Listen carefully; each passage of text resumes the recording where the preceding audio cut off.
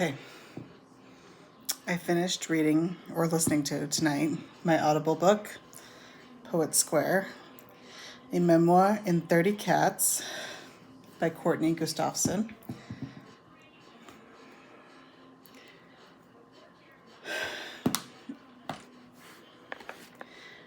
I don't know what to think about it. On Goodreads, I rated it 3 stars out of 5 because my rating system is 1 star means I couldn't get halfway through the book before I had to just stop. 2 stars is I got over halfway before I could just stop, couldn't finish the book. 3 stars is I finished the book and I probably won't reread it. 4 stars is it was a little slow to start, but I finished it, loved it. And then 5 stars is I was enthralled all the way through. So I gave this book 3 stars, not because it was bad, but because I'm probably not going to re-listen to it. It wasn't a bad book. It wasn't a great book. And a lot of this probably has more to do with how I process things. And there were chapters where I didn't understand the connection between her personal life story, history, and the cats that she was talking about. So, to recap the story, Courtney Gustafson moved to Tucson, Arizona with her beau, Tim, and the house that they were renting from was in Poet Square, and it came with 30 feral cats. And so she basically found her calling in life, if you will, and she took care of these cats, and then she made a name for herself, basically, and was called on to other areas of the neighborhood and to other areas of Arizona to go help with feral cat communities. And so she talks about that in these separate chapters. And yeah, there isn't an undercurrent of feminism and such there, and I understand where it was coming from. The one chapter that really confused me was chapter 4, where she's talking about men calling cats sluts. And I've heard that. I mean, I've heard people do that, but I've not heard just men. More often than not, I've heard it come from females. So when she says men do it and women are uncomfortable with it, that's not true. Or at least not in my experience, it's not true. I've heard way more women do it. The book was recommended to me by one of my clients at the vet clinic who actually takes care of a feral colony that is not on her property. So she has to drive probably 20, 30 minutes to the feral cat colony to take care of them. And she brings them in to us to get vet care for them and everything. Really sweet person. Love her to death. And the book is a good recommendation.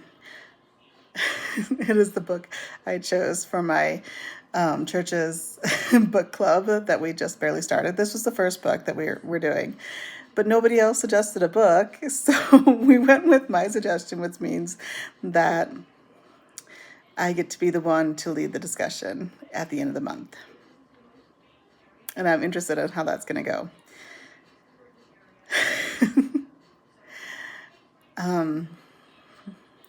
Working as a veterinary technician, working in a vet clinic, and with the vets, I mean, listening to her talk about getting them spayed and neutered and make sure they have enough food, had enough shelter, had enough water and everything.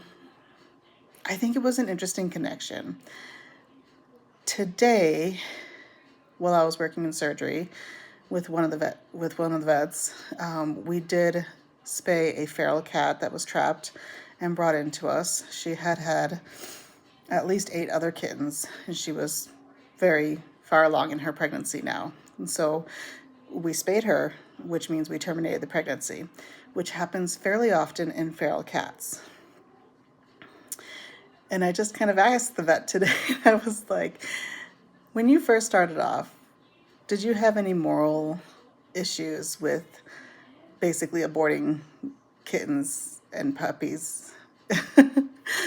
And he's like, no. He's like, in humans, yeah, but not really in cats and dogs and pets. And I was like, do you think that's because, as a Christian or whatever your beliefs may be, we feel like we're called upon to take care of the earth and its inhabitants? He didn't know. But sometimes I like to ask these questions. And I don't really know if I've ever felt any particular way about it. I've always felt like it's something that needs to be done, because we talked about the diseases that run rampant if we let the feral population get out of control. We did talk about the fact that maybe there should be less human beings on Earth. But to our 8 billion humans on Earth, there's like, what did he say, 13 billion cats, ferals alone. And so we're just, keeping that down. And we kind of joked around. I was like, well, I mean, if we need another plague to take care of the human population, maybe letting the cats keep breeding would be it. It just brings up a lot of interesting topics. And one of the topics that it brought up especially towards the end, was on the discrepancy between caring for our fellow human beings and caring for our feral cat community. When she talked about a community she was helping out where the people were just extremely low income. They worried about having to go to the doctor. They knew they had to go to the doctor, but they didn't have the money to go to the doctor. They didn't have the means to go to the doctor. And the feral cat population out there was out of control, and there was trash everywhere. Police constantly driving by, making sure everything was okay. There was drug overdoses there. And she had put on her social media, she wanted to see if people would come together to help out the humans as readily as they came together to help out the cats. And it didn't happen. I don't know why it didn't happen. It might have something to do with the way we look upon people who are different from us. I don't know, but I think that's an interesting talking point, and I might bring it up at our book club meeting. But yeah, it's a book that brings up a lot of interesting talks, a lot of interesting discussions. And it's one that I can relate to because I work in the veterinary field. So I would be able to relate to the veterinary side of everything. There was one part in it that made me cry. Not like huge sobbing tears, but just, tears in my eyes as she talked about all the cats that she couldn't save and how it would affect her. And one of the cats that she talked about was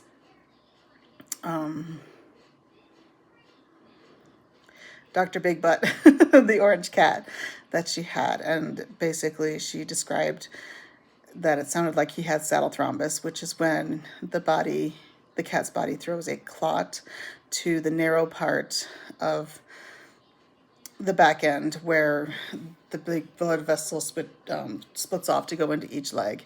And that clot blocks passage of blood to those legs, and it's painful. And my cat Voodoo passed away from it. She was only 5 years old. We suspect she may have had a heart condition because she never really seemed to thrive.